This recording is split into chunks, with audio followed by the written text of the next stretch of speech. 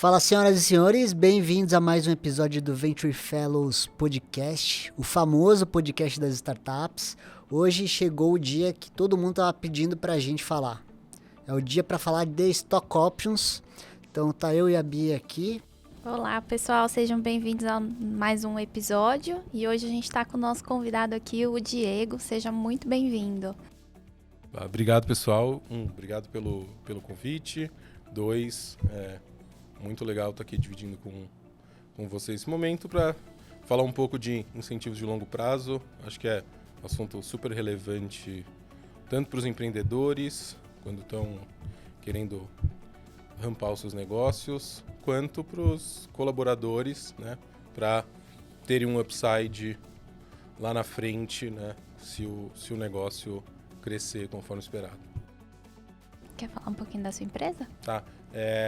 Falando um pouco da minha trajetória, escritório e tudo mais. Eu sou sócio de um escritório focado em empresas da nova economia. Acho que a gente já falou mais abertamente de startups, mas acho que hoje chamar de startups é um pouco limitante, porque é mais interessante pensar em nova economia, porque pós-pandemia tudo se digitalizou de alguma forma. Então, grandes empresas do mundo real têm iniciativas ou negócios relacionados à inovação e à nova economia, e todo o ecossistema de startups e de empresas de tecnologia tem crescido bastante. Acho que é legal pensar num contexto um pouco mais amplo, né? A gente atende essas empresas em 3 vertentes principais. Primeira, as rodadas de captação de investimento, então as operações de venture capital, são as operações famosas aí que saem no jornal para lá e para cá com números grandes. Por sorte, de vez em quando a gente está envolvido nelas. Os M&As, que eles não eram próprios do mercado de tecnologia até 2020, mas acho que com um número grande de empresas, um aumento da quantidade de investimento na região, as aquisições se tornaram mais interessantes, né? Às vezes faz mais sentido comprar algo que já existe do que fazer do zero. Isso te dá velocidade e, às vezes, agrega bons empreendedores, né, para um business. Então, a gente tem uma área muito focada nisso, o carro-chefe hoje do escritório. A gente tem uma outra área que dá suporte às empresas em toda a atividade de dia a dia, porque no fim das contas o objetivo aqui é crescer um business. Você capta dinheiro para fazer um negócio melhor, e para fazer um negócio melhor você precisa de diversas outras áreas, então tributário, trabalhista, propriedade intelectual, todas essas coisas precisam estar bem organizadas. A gente trabalha bastante com isso. E a terceira área que eu acho bem interessante, que é o tema, inclusive, que a gente vai discutir aqui, são os incentivos de longo prazo, né? Como que, com uma empresa jovem, eu consigo trazer pessoas com um background relevante e como eu consigo incentivá-las a continuar nesse projeto por um período relevante, e como eu me torno atrativo no mercado para que as pessoas queiram estar, né, dentro de um determinado projeto, né? Então é isso que a gente quebra um pouco a cabeça também para ajudar os empreendedores. Perfeito. Para a gente conseguir ilustrar, então, quais são os principais tipos de incentivos de longo prazo que as startups podem oferecer para os colaboradores? Olha, acho que o incentivo por excelência é o Stock Option. E o Stock Option, ele pode ser dividido em 2 principais. E acho que esse é a micropitada de juridiquês aqui que eu vou me permitir, mas porque é importante, em especial para os empreendedores entenderem a diferença, e depois para os colaboradores perceberem onde eles estão inseridos, né? O Stock Option é importante que a gente separe em 2 cenários. Você tem um Stock Option que comumente se chama de mercantil, e um Stock Option que a gente chama... Me fugiu o nome. Societário? Não, que é remuneratório. Vai. Então, mercantil e remuneratório, essas são as 2 diferenças. O que é o Stock Option mercantil? O Stock Option mercantil é quando a empresa oferece uma opção de compra de participação para o colaborador e que o colaborador tem que pagar pelas ações. Ou seja, ele precisa investir. E, ao pagar, ele não pode pagar qualquer valor, não pode ser um valor simbólico. Ele precisa pagar um valor que seja condizente com o valor de mercado daquela participação. Então, ele, de fato, está tirando o dinheiro do bolso, então ele se organiza, se prepara e, no dia de exercer, ele vai lá e paga por aquilo. Ele comprou e ele está acreditando que ele está comprando hoje algo que daqui a 3 ou 4 anos, ou o dia que a empresa for vendida, vai valer muito mais do que ele pagou. E ele ganha com essa valorização. Esse Stock Option mercantil, o que ele tem de benefícios importantes? Do ponto de vista da empresa, ele é relativamente mais barato. Por quê? Porque você não tem encargos previdenciários, né, custos trabalhistas e fiscais relacionados à concessão dessa participação. Então, ele, do ponto de vista da empresa e do empreendedor, ele é mais barato. Mas, de outro lado, você precisa ter um modelo de empresa e um modelo de comunicação em que os colaboradores vejam de forma muito clara aquele benefício na frente a ponto dele se organizar financeiramente para comprar aquela participação. Então, esse acho que é um cenário importante e uma maneira de incentivar as pessoas. Quando a gente está falando de planos de stock options remuneratórios, acho que é o modelo mais comum que a gente está acostumado, né? Você recebe uma opção e você não tem que pagar nada por ela. O dia que você for exercer lá, você vai pagar R$1 e vai receber as suas ações. Qual que é a discussão aqui, né? Por muito tempo se fez planos com valor simbólico e ao longo do tempo a Receita começou a autuar essas empresas, falando, não, isso aqui não é um incentivo de longo prazo, isso aqui é salário. E por ser salário, você deveria pagar os encargos relativos ao salário, porque você pagou um pedaço do salário em dinheiro, um pedaço do salário em ações, e você não fez os recolhimentos de INSS, FGTS, blá, blá, blá, blá, blá, com relação a este pedaço de salário. Então, esses planos dessa forma deram um pouco de problema, tanto que hoje o que a gente traz para os empreendedores? Só tem um cenário que você vai ter um custo fiscal previdenciário mais baixo, mas você vai ter que convencer todo mundo a comprar a participação e comprar um valor relevante. De outro lado, você pode dar a participação para as pessoas, mas se você for fazer isso, você vai ter encargos previdenciários para pagar e o seu custo para incentivar as pessoas vai ser maior. E essa é um pouco a tensão aqui, a escolha de Sofia do empreendedor, né? Eu convenço as pessoas que elas vão ter que fazer um investimento importante ou eu convenço o meu board a pagar essa conta fiscal previdenciária. Esses são os dois principais pontos, tá?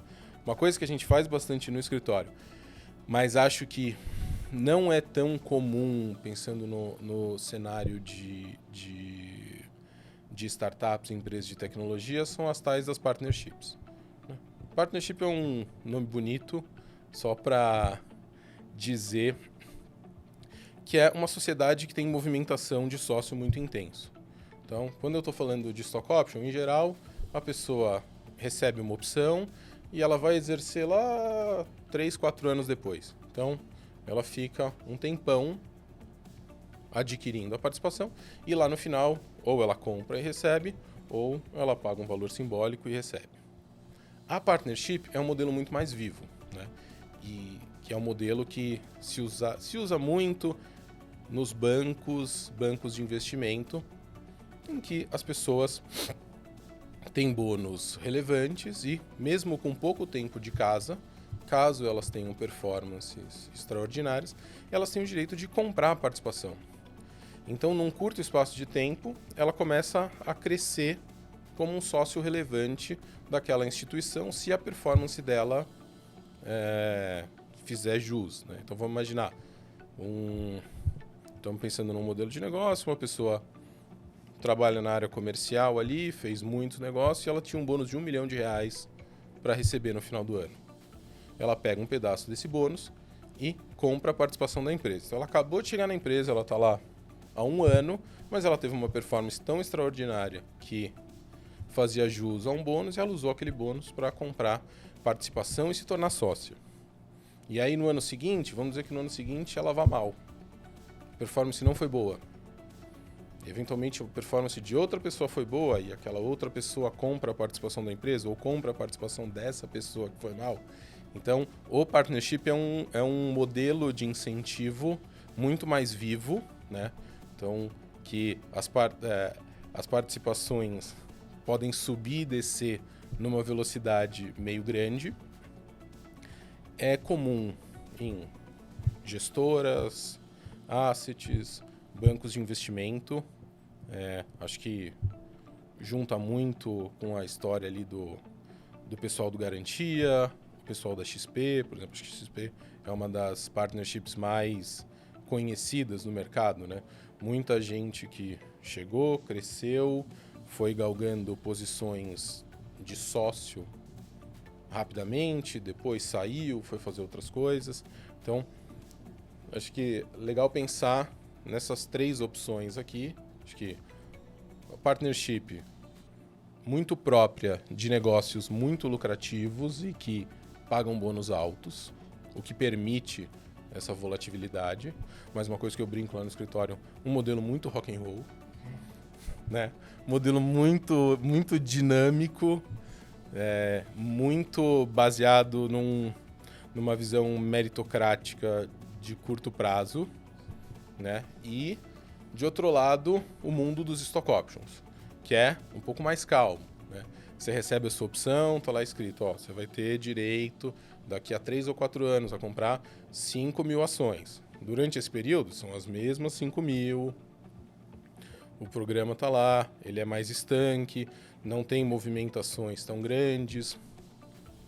E aí ele tem essa diferenciação de se você vai tirar dinheiro do bolso, se você não vai tirar dinheiro do bolso. E aí, basicamente, quando a gente fala de stock option, a gente está falando, tem 5.000 ações, como você falou, você vai ter direito a 5.000 ações a um preço de R$5.000. E é R$5.000 cravado na pedra, né? Sim. Normalmente, como que o valor se estabelece, né? O valor se estabelece no momento da concessão da opção. E aí é onde está a possibilidade de ganho, né?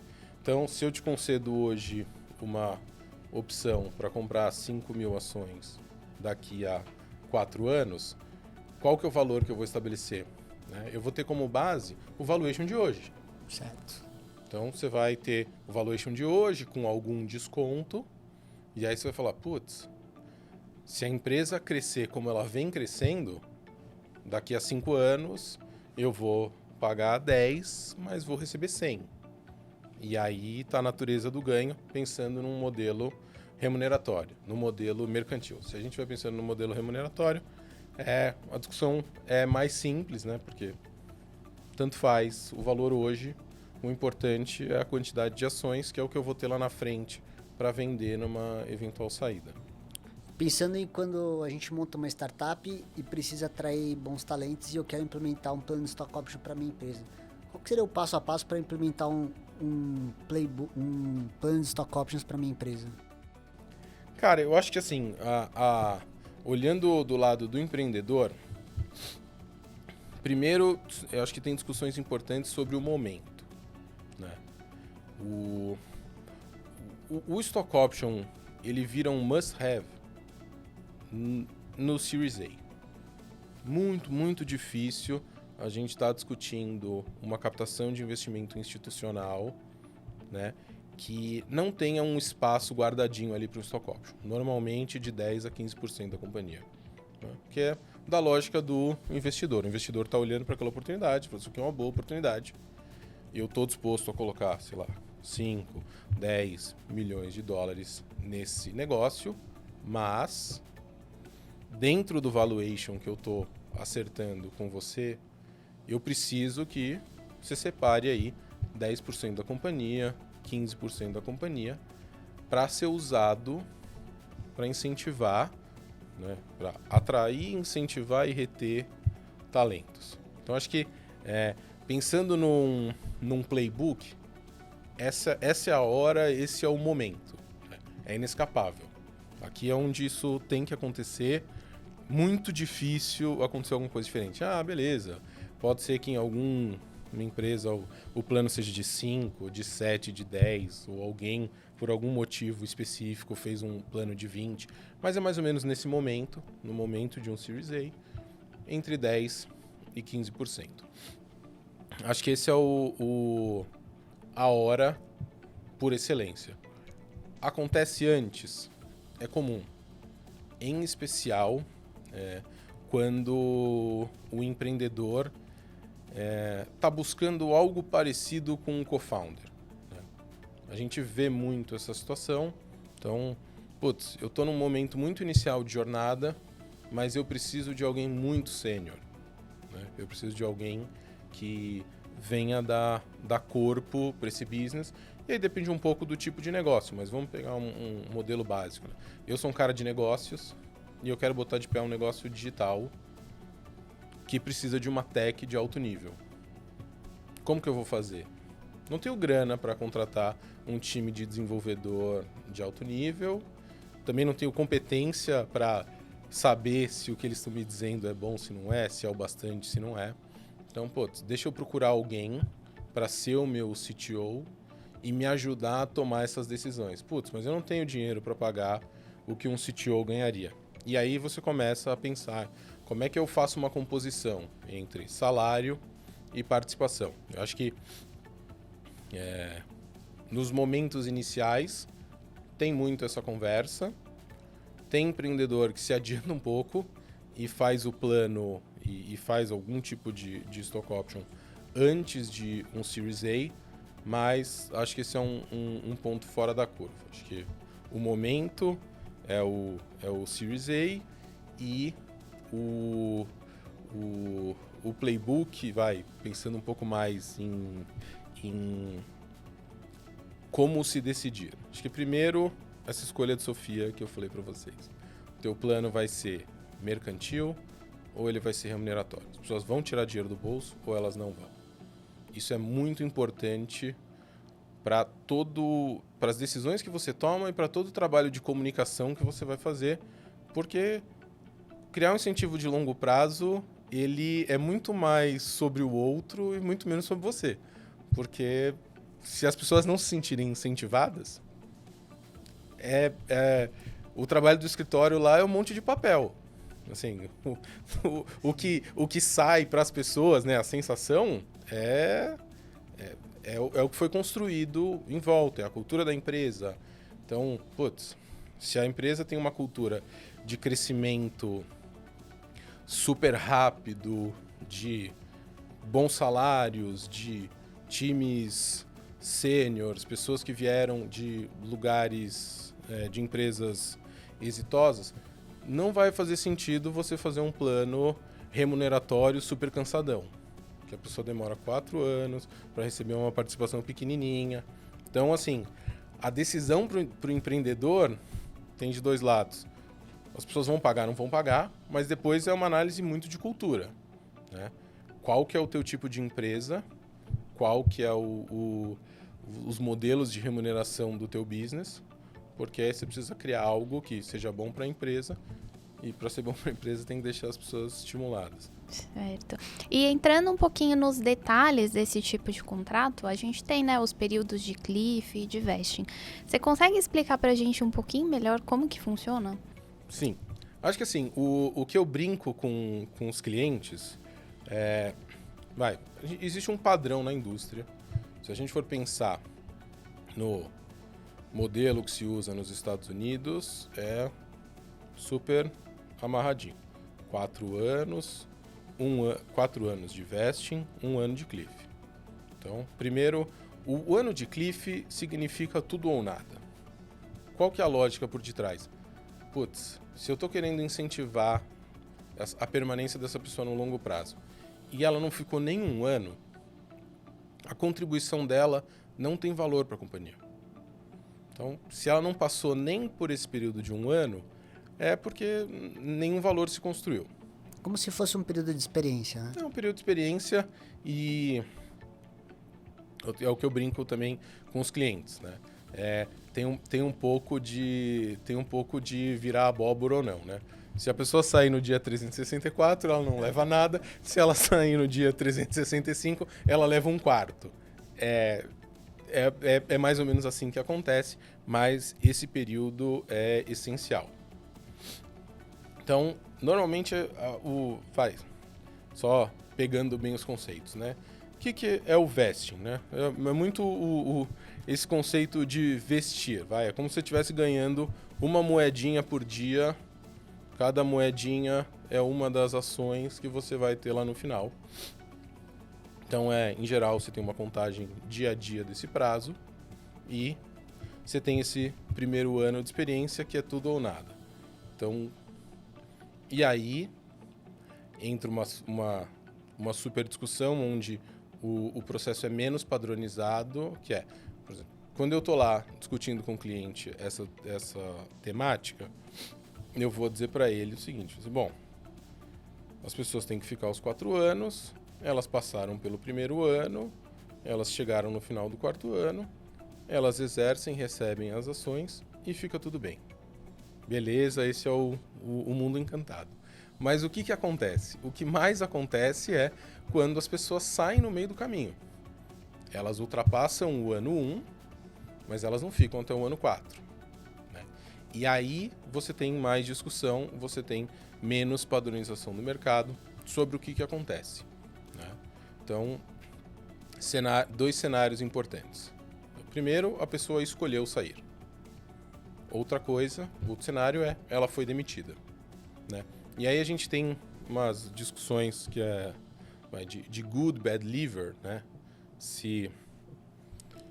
Cenários de, a pessoa foi demitida por justa causa. Ela fez alguma coisa realmente problemática para a empresa. Vamos dizer que ela descumpriu um dever de confidencialidade com dolo, né? Com intenção. Ela quis fazer alguma coisa nesse sentido. Ela descumpriu um dever de não concorrência. Ela estava fazendo alguma coisa paralela aos negócios da empresa.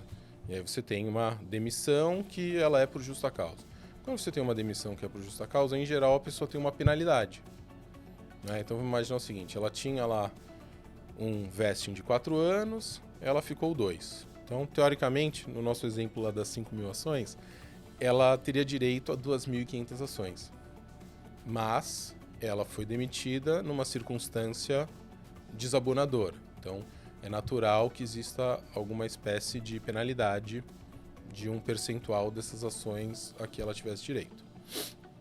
Diferente do caso em que a pessoa simplesmente foi demitida. Em geral, quando a pessoa é simplesmente demitida, ela tem direito de manter aquilo que ela cumpriu. Bom, eram 4 anos, eu fiquei 2, foi uma demissão sem nenhum motivo grave, então você tem direito àquela participação intermediária. E tem um terceiro cenário, que é a pessoa se demitir. Esse cenário da pessoa se demitir tem bastante discussão. Existem empresas que não vão aplicar dentro do plano nenhum tipo de penalidade. Basicamente, assim, do mesmo jeito que eu posso te demitir e você fica com o que você vestiu, você pode se demitir e você fica com o que você vestiu. Esse é um jeito de pensar.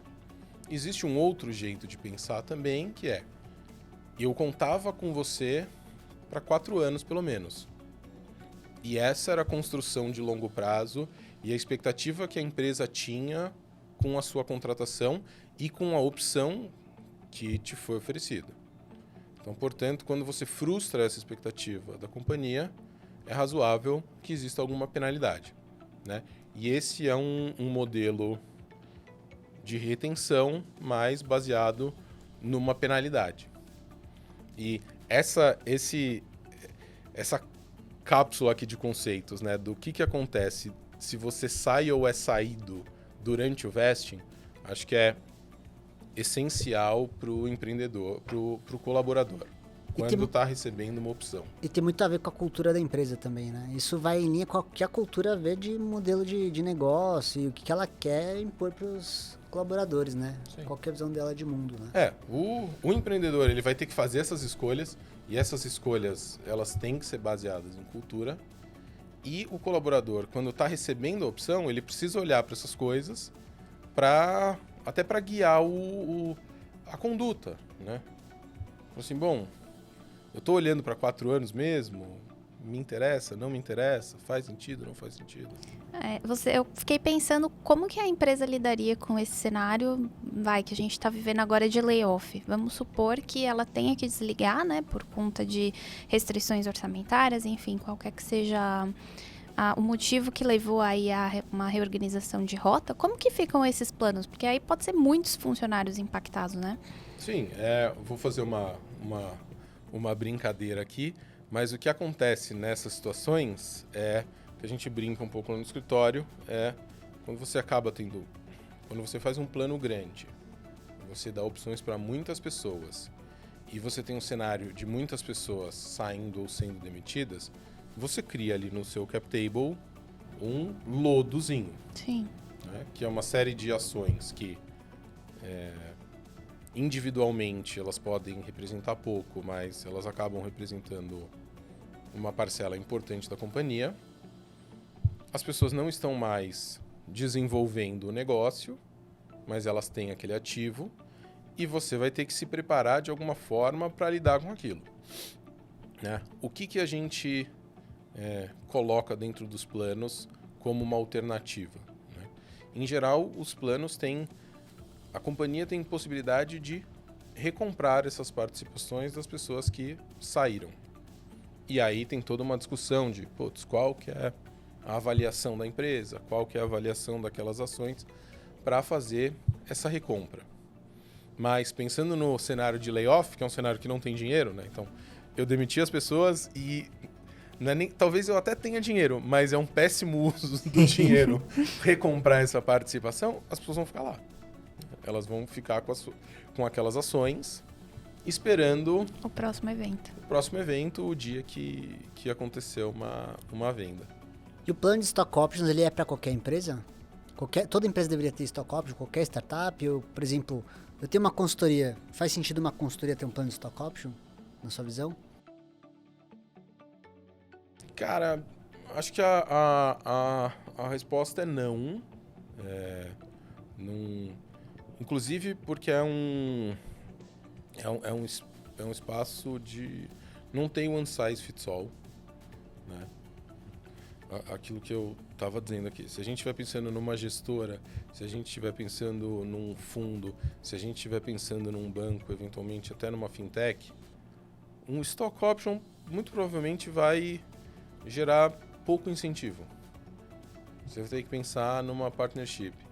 Dependendo do modelo da empresa e da cultura, um plano mercantil não vai fazer nenhum sentido. Porque as pessoas não vão querer comprar. Vamos imaginar uma empresa familiar. Uma empresa familiar. Todo mundo que manda ali é de uma determinada família. Eles me deram uma opção de 2% dessa empresa que eu tenho que colocar um caminhão de dinheiro lá. Caminhão de dinheiro pensando, né, nas condições financeiras do colaborador. Por que eu faria isso? Né? Se é uma estrutura absolutamente estanque, quem é da família vai mandar, quem não é da família não vai mandar. Então, acho que primeiro a gente tem que entender um pouco o tipo da empresa e o momento que ela passa. Assim. O stock option, às vezes, é utilizado para gerar essa transição. Eu estou num momento de profissionalização. Então, eu vou trazer gente de mercado e eu vou oferecer essa sinalização para que as pessoas venham. Né? Olha, o grupo controlador ou a família está abrindo mão de poderes e de participação para trazer pessoas de mercado, para gerar uma profissionalização, um crescimento, um aporte financeiro, algo desse tipo. Então, eu acho que o caminho é olhar para o teu business e olhar para o caminho de desenvolvimento dele. Se o caminho de desenvolvimento dele passa por ter pessoas em posições-chave que hoje não estão na companhia, né, aí eu acho que vai fazer sentido. Se você precisa trazer pessoas para a empresa e elas vão ter posições-chave para o teu plano de futuro, aí eu entendo que um stock option ou algum outro modelo de incentivo de longo prazo vai fazer sentido. Usando termos do mercado, se você tiver um lifestyle business, talvez não faça sentido você ter esse tipo de incentivo. E se você for pensar nas stocks como um investimento, faria sentido pensar que você deveria ter previsto um evento de liquidez. Ou um momento em que que o colaborador vai ter a oportunidade de vender aquelas ações e lucrar com isso, né? Porque senão ele vai vender as ações de volta para você. Isso, tem que ser um... Você tem que estar olhando um business para o mercado e precisa existir algum interesse, né, de venda, né? Então, acho que é o outcome desse processo de profissionalização, né? Beleza. Tem aqui a empresa da família, mas, eu estou querendo crescer esse negócio muitas vezes, portanto, eu preciso de um fundo me dando dinheiro. Ok. Beleza, você vai fazer tudo isso, o dia que o fundo tiver dinheiro, te der dinheiro, você vai botar um pouco de dinheiro no bolso, mas as pessoas que te levaram até lá vão colocar também. Sim. Depois vocês vão junto com o fundo tentar ir até a bolsa de valores. Exato. E aí vai se colocar mais dinheiro no bolso. É um plano de crescimento arrojado, né? Sim. E acho que o essencial é, eu preciso mostrar para pessoas que estão fora da empresa que existe uma cenourinha lá na frente ao vir para cá. Com certeza. Diego, vamos supor que você tem o Diego Tech, sua startup, né? E você tem um plano de stock options da sua empresa e você quer contratar o Milton. O que o Milton tem que olhar no contrato de stock options para ele não cair numa cilada?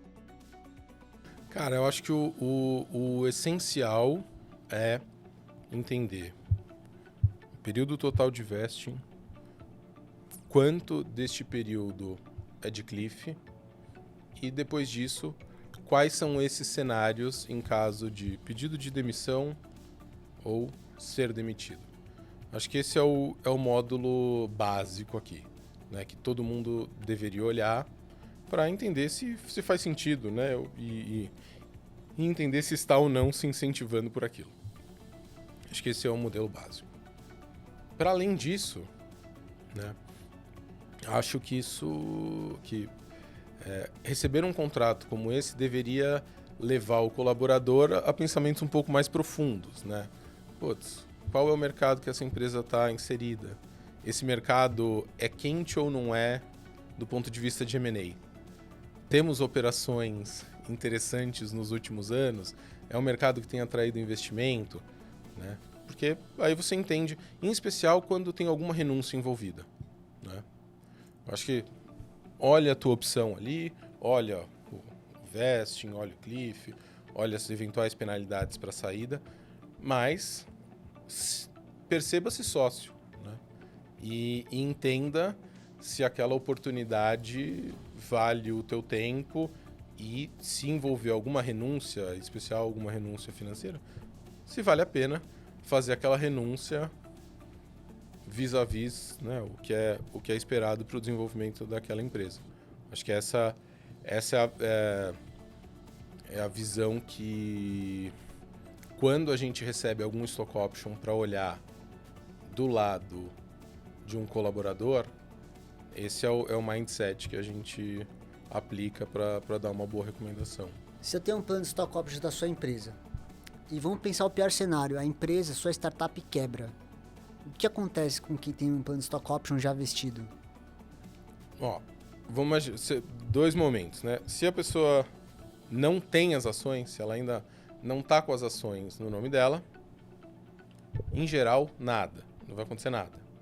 Ela não vai ter uma perda, mas aquelas ações não vão valer nada, né? Então, ela nem vai querer ter aquele ativo no nome dela para não atrair problemas. Agora, se a empresa quebra, e aí quebrar pode significar muita coisa, né? Existe o cenário de simplesmente, putz, o business não funcionou. Bom, quebramos no sentido de não atraímos investimento, mas não temos dívida e vida que segue. Fechamos a empresa, ninguém deve nada para ninguém. Acho que nesse cenário, também não há downside. Acho que existe um risco de downside caso, né,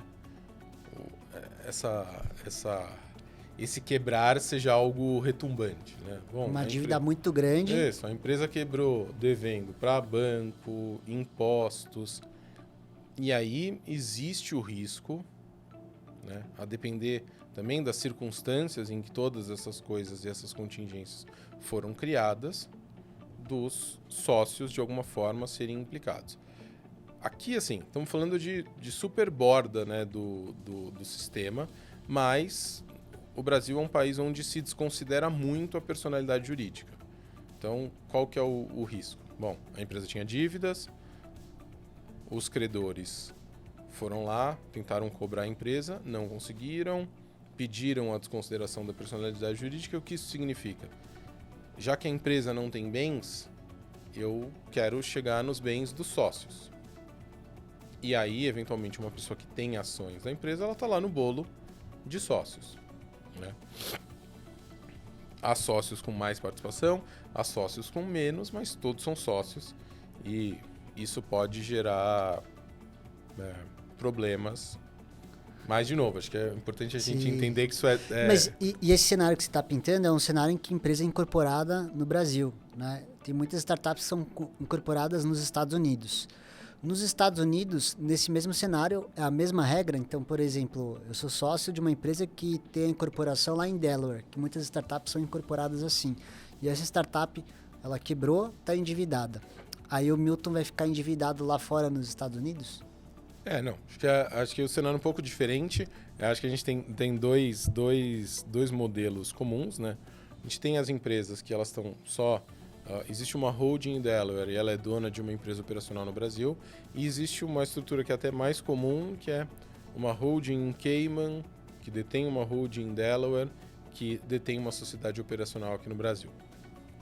Em geral, o stock option e todas as pessoas que têm as participações vão ter participações ou em Delaware ou em Cayman, nesses dois cenários. Aqui você tem um problema muito mais de conseguir chegar nos sócios, né, do judiciário, conseguir chegar no sócio de uma empresa nos Estados Unidos, que é detida por uma empresa em Cayman, do que efetivamente o caminho da responsabilização. Acho que nesse caso não muda tanto se você seria responsável ou não.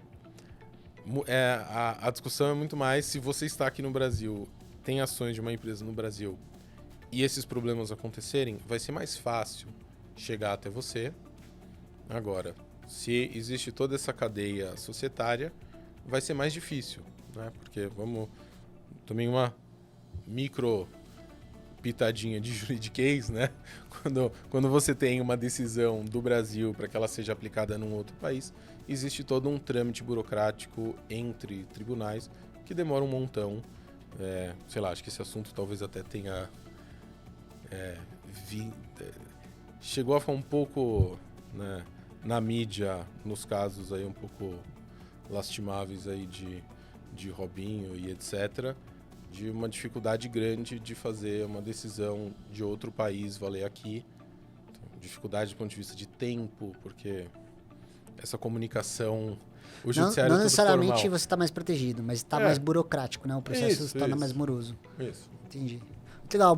A gente fala muito de stock option no dia a dia e pouco se fala sobre isso, né? No cenário de quebrar a empresa, né? A gente fala sempre no cenário positivo e é bom a gente trazer esse tema para os nossos ouvintes porque é uma dúvida que todo mundo deveria ter, né? Quando aceita uma proposta.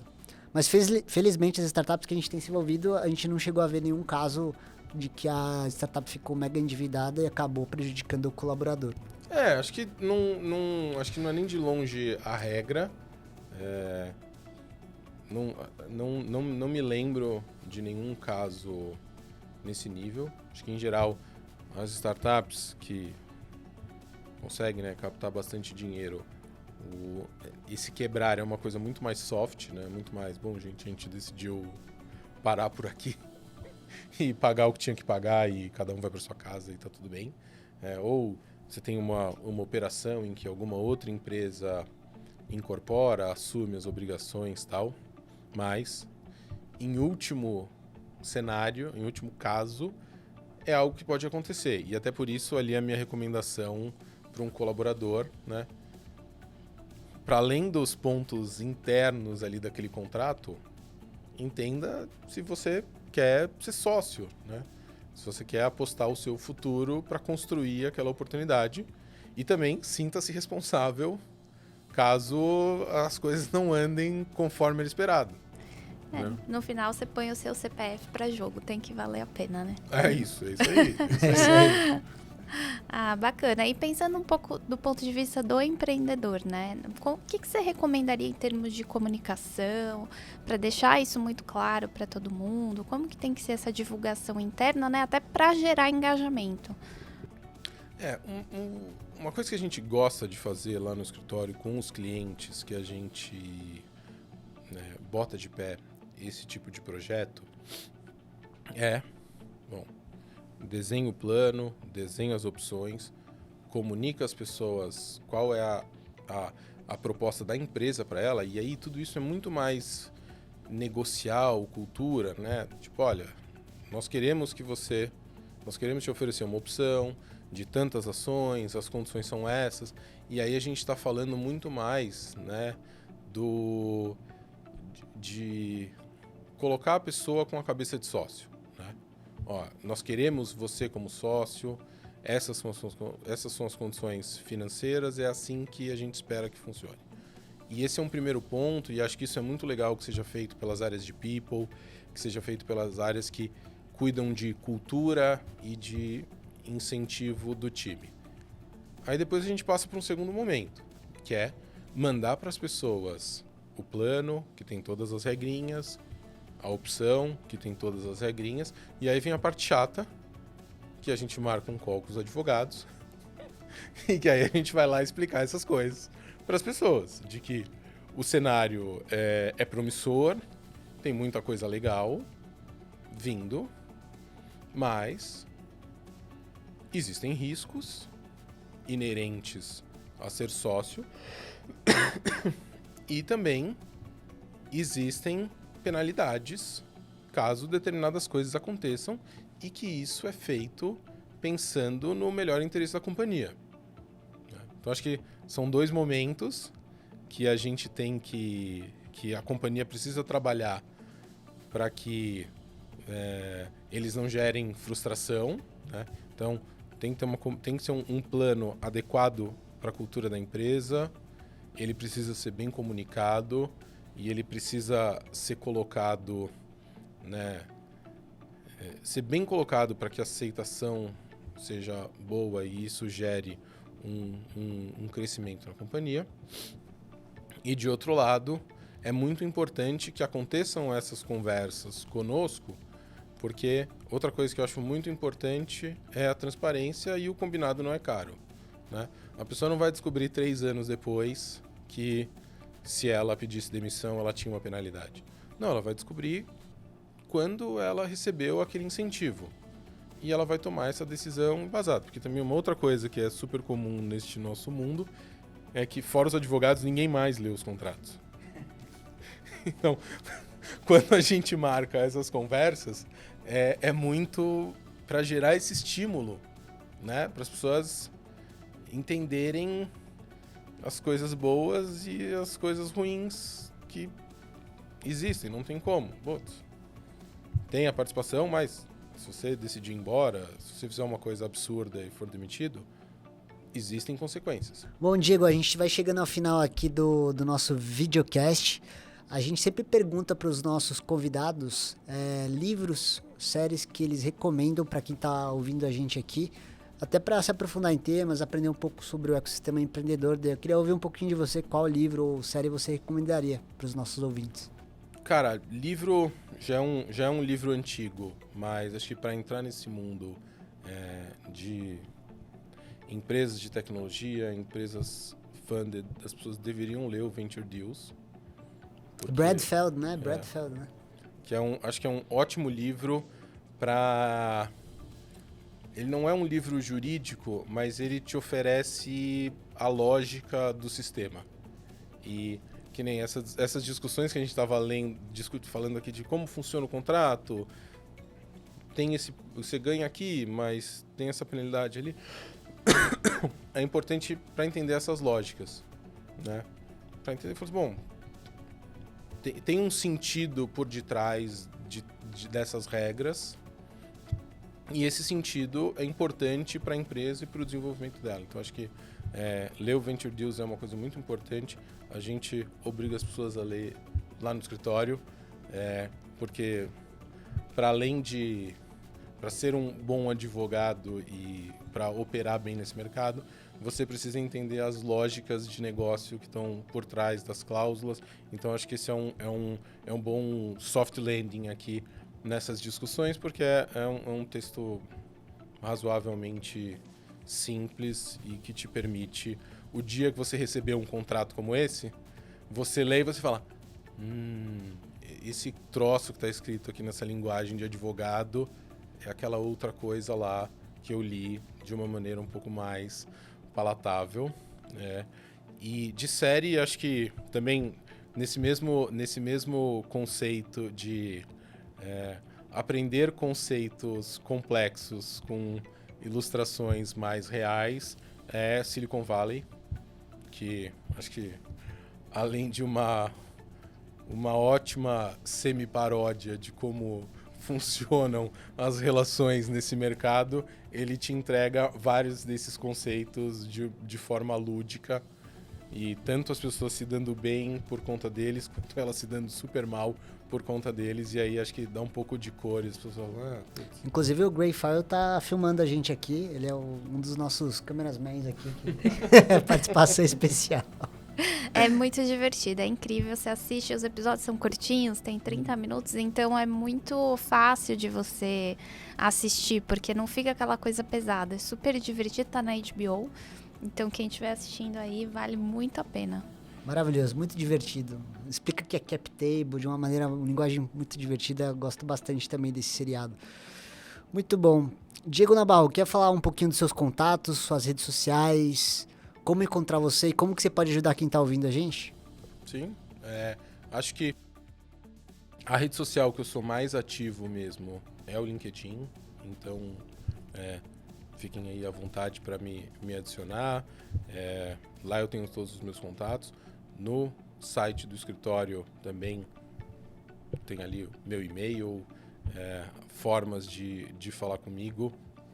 Acho que essas são as melhores maneiras. Sou relativamente low profile nas redes sociais, mas nas redes profissionais tô super disponível, e é onde eu me engajo mais na produção de conteúdo, onde eu sempre que posso, tanto na página do escritório como na minha pessoal, discutir temas jurídicos relevantes e interessantes, tanto para empreendedores quanto para as pessoas que trabalham nas empresas de tecnologia. Então, acho que é um bom lugar para me acompanhar. Muito bom, muito obrigado pela sua participação. Eu fiquei muito feliz aí quando você aceitou o nosso convite. Tenho certeza que você ajudou muita gente. A gente recebe muitas dúvidas sobre plano de stock option, como que funciona o mecanismo, né? A gente poderia até entrar no detalhe de como fazer essa negociação do colaborador, mas isso vale mais um outro episódio, que é um tema bastante complexo, tem muitas coisas para levar em consideração. E não deixem de seguir o nosso canal no YouTube, viu, pessoal? A gente está aumentando o número de seguidores, dá aquela curtida, comenta aí quem você gostaria de ver aqui no nosso canal, com os próximos episódios. A gente vai ter muito prazer de fazer um conteúdo de qualidade para vocês, tanto eu quanto a Bia, né?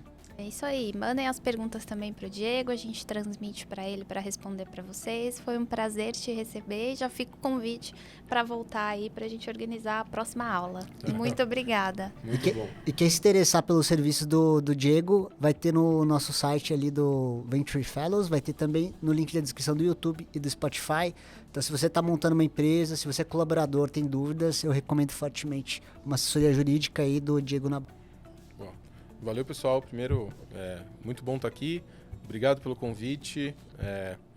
Tema que eu gosto muito de discutir, tema muito recorrente no escritório e demais a iniciativa.